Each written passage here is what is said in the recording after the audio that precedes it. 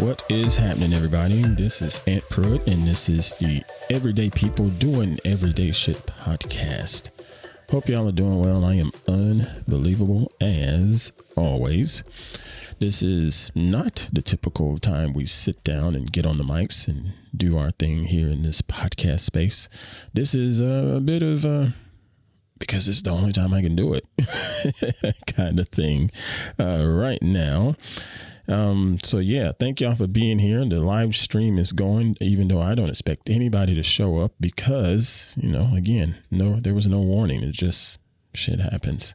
So let me explain why I'm here tonight. No, not going to do that. First, I'm going to say thank you. Thank you for all of you that listen and watch the show on a regular basis. I do appreciate you. If you have any questions, comments, feedback, please feel free to send that over to podcast@antpruitt.com or just hit us on the social medias, be it X, be it Instagram or TikTok or what have you. I have all of our social stuff linked in the show notes each and every episode. So thank you to those that do give us a shout out. Folks like Miss Cindy, folks like Mr. Joe Esposito, Miss Tanya. Thank y'all so much. I do appreciate that. She appreciates that too. All right. So now let me get into why I'm doing this right now. Well, first off, it's going to be solo episodes going forward for a little bit longer, probably until May, because someone is doing their production and acting, and they're pretty busy and tied up with their rehearsal schedule. So trying to work around that and so on and so forth. And it ain't happening because, at some point you got to go to sleep and you got to rest. I know some of y'all think y'all can just survive without sleep. You ain't going to live long. I promise you that. So get your rest. And that's what she's going to have to do, is get some rest and try to continue to do her best with her current schedule.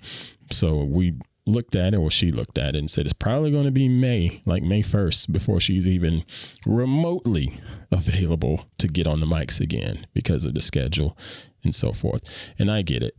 And for me, I'm thinking, no problem. I can just jump on and do solo shows, no biggie. I got it, because it ain't like I got a full-time job and shit like that. So, but then that changed. I got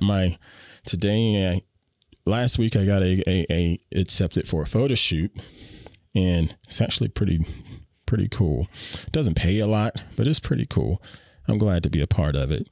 And it was a 3-day shoot, but my call times have changed. They've changed twice before today. Today, at the time of this recording, was the day that I went over there to the shoot, and it ended up being a 3-day shoot, which I knew it was going to be. And so I assumed it was just going to be 3-day, all day kind of thing. But then it turned into, we're going to use you for all 3 days, but you can come at this time, that time, what have you. And it was going to be the same time for all 3 days. But I get there today for the shoot, and they cut some people. And that happens. The people were there, and they just, all right, well, you don't have to come back tomorrow. And it wasn't like rude or anything like that. It's just, that's the business. There was a scene that we were working on, that I was working on with this one guy, and he was a younger guy, because most of the time these people are younger than I am on set, and he had some nerves and he couldn't quite get it together, And then there was moments where he didn't really take direction well. You'd tell him or ask him to do this or that, and you can see he was trying to do it, but he just wasn't pulling it off. And I chalked that up to nerves, so they were polite to him, and he finished out the day and whatnot, but he was told not to come back. And the same happens for a couple other people. So they, at the end of the day, they let us know how tomorrow's going to go, so on and so forth, and said some times. And I was like, wait a minute, my call sheet says this time, not what you just said. And they said, well, yeah, yours just changed. Need you here at such time. So totally changed up my schedule, but I'm fine with it. It's just another opportunity to be able to network and get some more experience under my belt and try to continue to, grow in this creator space, be it I'm sitting there with my camera and shooting people with it, or I'm on the other side of the camera and people are shooting me with theirs. Because quite frankly, tell y'all, like I've told my boys, look here, if people don't want to pay me to shoot them with my camera and they'd rather pay me to shoot me with their camera, I'm fine with it. I'd rather do both. But I'm fine with one or the other, and I'm totally grateful for the opportunities. So, yeah, with that said, that's why I'm doing this right now, because there's no way I'm going to be able to do the recording again at the end of this week, because not only that's going on, but then there's some other travel that I got to do that's going to interfere with the rest of the week. So that's that. But thank y'all for being here, and thank you for the continued support. Even tonight, I'm not going to be here long, because in 17 minutes, well, it'll be a little more than 17 minutes. In about 25 minutes, I have someone stopping by because I got some other stuff to do. And but yeah, anyway, thank y'all for being here. I wanted to go into some feedback that I got from the one and only Mr. Joe Esposito, and I thought it was quite fascinating, and I wanted to, have a bit of a rebuttal on that. So to give you some context, he's basically giving feedback on last week's episode 31, I think was episode, or shoot, is this episode 31? Or maybe this is episode 32 that we're recording. Yeah, we're recording 32. Last week was episode 31. Anyway, he gave some feedback where I shared my thoughts and opinions on the wonderful Miss Dawn Staley, head basketball coach, regarding transgender and regarding transgender going into sports and regarding her Christian faith and being in the Bible Belt and all that good stuff. He sent in some, about almost 10 minutes worth of audio feedback. I'm not going to play 10 minutes of audio feedback for y'all, but I broke it up into two segments that I thought were worth sharing with you all and worth talking about just briefly before we get out of here. So let me just hop over here to this screen here and just play it back. So basically I'm in my Premiere Pro, and it just makes it easy for me to play some stuff back. So just in case you want to see, I can just do that right there. And when I hit my space bar, we should hear the first clip. So no particular attachment to athletics in any big way. And finally, I don't have any real religious beliefs either.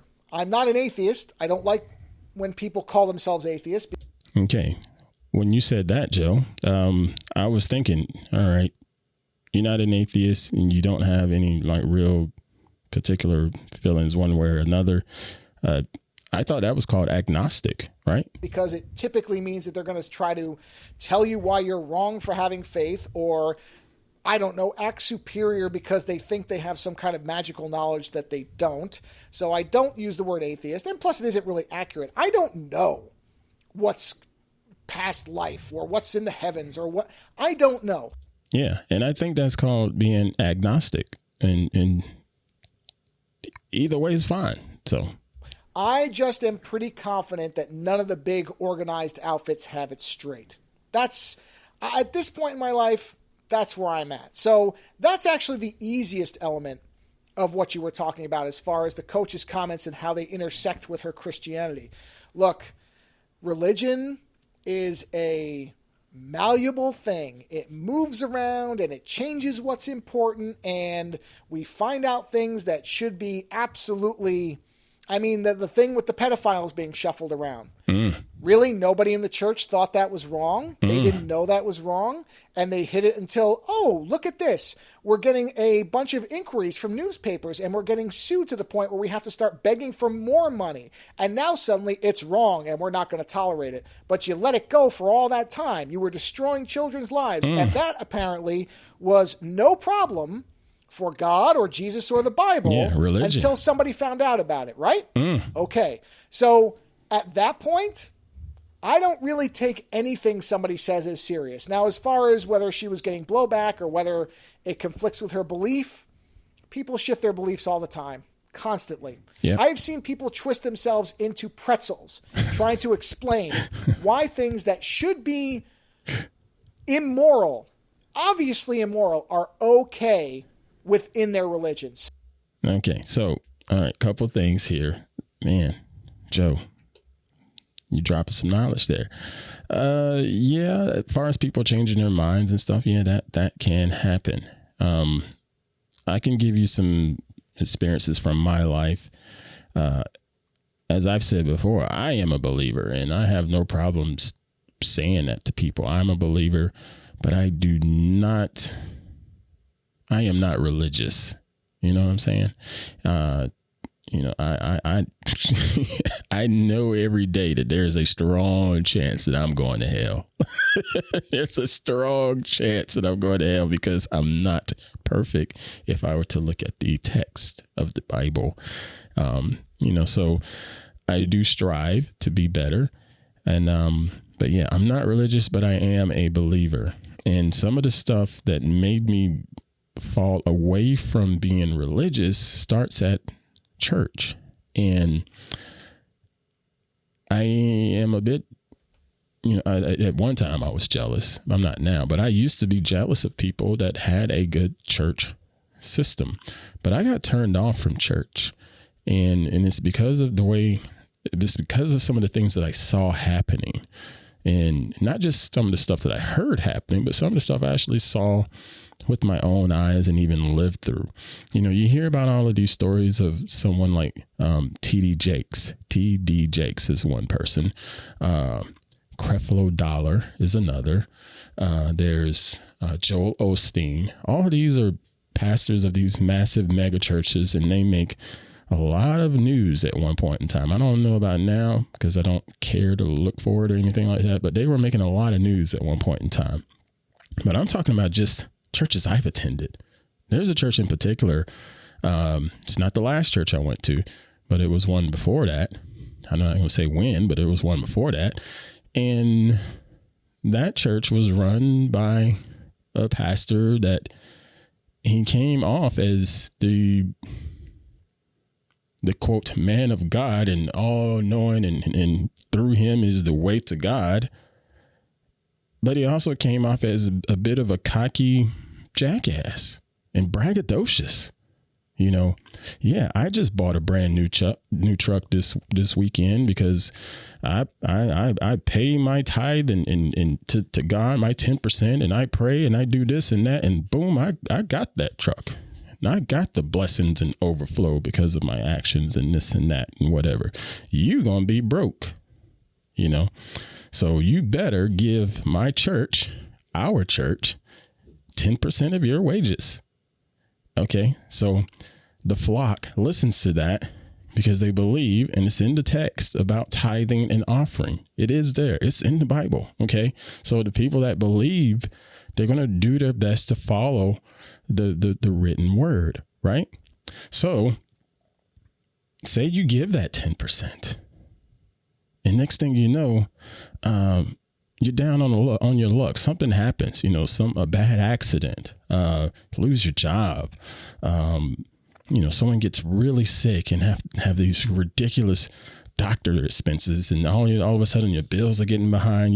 Crazy, unfortunate, bad stuff just happens because that's life, right? And you reach out to your church family, your church community for some assistance. And that church says, no, we can't help you. Nope, we can't help you. We'll do some charity work elsewhere, but we can't help our own flock right here in these four walls of this church.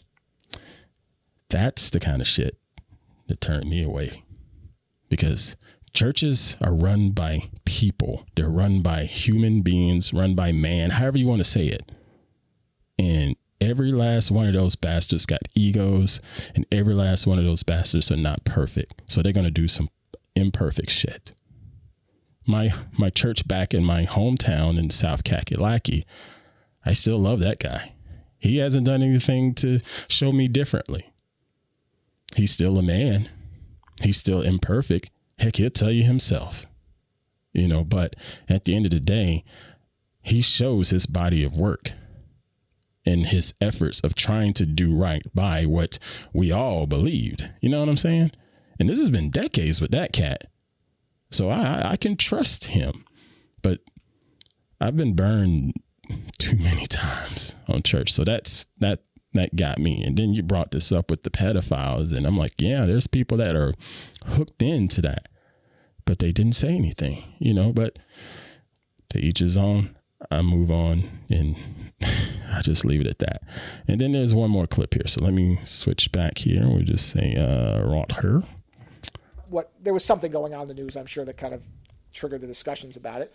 But I had said I would be really curious if we took either of the Williams sisters at their prime and put them against, and I can't remember the guy's name, of course, now the best tennis athlete of the last 15 years. I mean, of course, we'd need a time machine to do this, but let's put them in a match together and let them play a series of 5 games over 5 days. Okay, I'm going to pause there because what he's rehashing is the fact that I also mentioned that Dawn Staley uses male players as her practice squad for her female players to practice against so they can get better.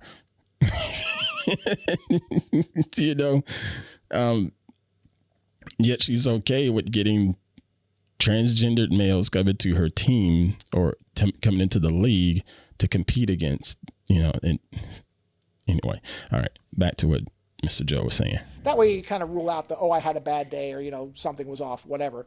And let's see if it's a blowout, because I have a feeling it wouldn't be. I think it'd be awfully close. I don't know that. I'm very comfortable saying I don't know. I don't have full knowledge of the universe in any way. But I'd be really curious what it would look like. And it's the same thing with any sport. Let's take all the crap out of it. And let's let these people compete on a level playing field, and let's see what happens. Okay. Maybe the science will be borne out, and it'll be exactly what we think. Or maybe we'll be surprised, and we'll have to reassess some things. All right. I don't know. I'm just saying that dialing it down to the science, you can do that. There are certainly absolutely scientific studies that show things. Yep. But I don't know that makes a competitor. I don't know that it makes an athlete. And I don't know that we should reduce people down to that. We should see what actually happens. That is a good point, because you can have all of the science and stats, so forth, that says otherwise. But there's also a bit of an edge. There's also that bit of heart inside of someone that will, you know what I'm saying? Just the will to not be denied. There's that too. There's a lot of folks in history that were not necessarily the most athletic or the most gifted or whatever, but man, you're not going to outwork them. And they proved it, and it worked. I mean, if you're a football fan, Jerry Rice is by far the greatest wide receiver of all time in football. Jerry Rice went to Mississippi Valley State, small college. Wasn't very big. He wasn't very fast, but his work ethic was unbelievable. He ran way more wind sprints than anybody else. He worked out more than anybody else. He studied more than anybody else. Not the most gifted. He worked with his father during the summer as a brick mason, and his father would throw bricks towards him to catch, because catching bricks, that's not easy to do. Just little bricks to build up a wall. They're not heavy, but catching them over and over and over again, that's not easy to do.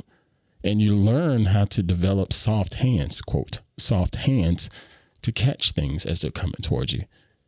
He worked his ass off for it. That's just something that's got nothing to do with genetics, that part right there. Anyway, he continues, and I'm going to finish up. That's just my outlook on it, which isn't a disagreement with you, really. It's just a different way of looking at it.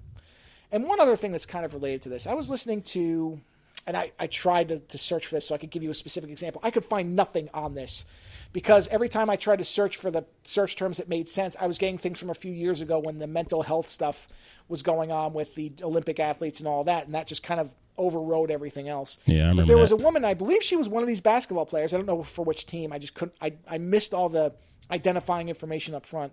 Yeah, she was talking fast forwarding. That's not what I wanted. Under pressure to not have opinions on. Dang it! Fast forwarding more. Because she was considered an elite athlete. That ain't what I thought I had. There's one more spot. Which some people do, and even if they don't want to be. Nope. Light, before I use a word that I'm using incorrectly. Anyway, he was talking about an actual competition between men and women. The science itself, the biology, the genetics, that's not everything that makes an athlete into an athlete, at least not a good one. There's the support system that gets you to that point where you can compete. There is the drive to want to be a competitor. There you go. There is the support system. There is the ability to financially be able to absorb not only the training that gets you there, but if there's an injury that you can recover from. Yeah, all of those are benefits. But there is one spot in there. I'm not going to keep scrubbing through it, but he gave an example of let's have a man versus a woman kind of thing, and I immediately knew what he was talking about, because it comes up all the dadgum time. And one of my latest examples is featuring one of the greatest tennis players of all times, if not the greatest, Miss Serena Williams. And it was a handful of years ago where another former tennis great male, Mr. John McEnroe, was on record and basically said, Serena Williams is great, but she's not the best in the world because there's men that are better than her, and that's paraphrasing. And he got a lot of blowback on that. And it's bullshit because he's right. He's right. And people they get all crazy about it and so forth. And wouldn't you know, Serena Williams pretty much felt the same way, because it came up with another competitor, a male competitor. Let's see if I could switch here.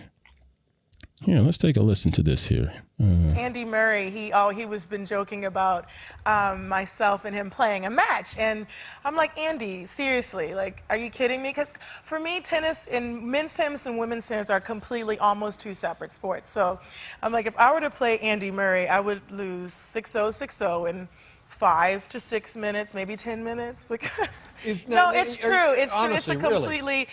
It's a completely different sport. The men are a lot faster, and they serve harder, they hit hard. It's just a different game, and I love to play women's tennis, and I only want to play girls because I don't want to be embarrassed. I would not do the tour. I wouldn't do Billie Jean any justice. So Andy, stop it. Yeah. I'm not gonna let you kill me. I'm with you when it comes to tennis. And that's another thing. She mentions Billie Jean King. She did the Battle of the Sexes back in the days. But right now, man, these dudes are bigger, faster, stronger than they ever were decades ago, because of training and because of a lot of other factors. And she knows that, and she's busting ass out there, but yeah, so that's for you, Joe. Thank you for sending that in. Again, if y'all want to send me your thoughts and questions on any random topic, feel free to do so. I have a story that I want to talk about. So what I'll do is I'll tease it, and maybe I'll bring it up next week. Let me see if I could pull it up on my screens. I've been trying to wait until she's around, but this is probably going to go stale if I wait on her. So let me see if I could do this. We'll do full screen over here. Yes, I thought it was freaking funny, but it didn't. Then it made me start to think. And this comes from WECB Radio out of Boston. And the headline reads, "The Japanese man who spent a fortune to become a dog has done his first interview in a costume." And I'm going to tell you, I saw the video, but I'm not going to show it to you here now. But that right there, man, that made me think, just really. He spent around 2 million yen, which is about 14 grand in US dollars. So yeah, is that something y'all would do? Do you have the dream of being something you're not? And saying, you know what, I'm going to make this happen, and just, I don't know.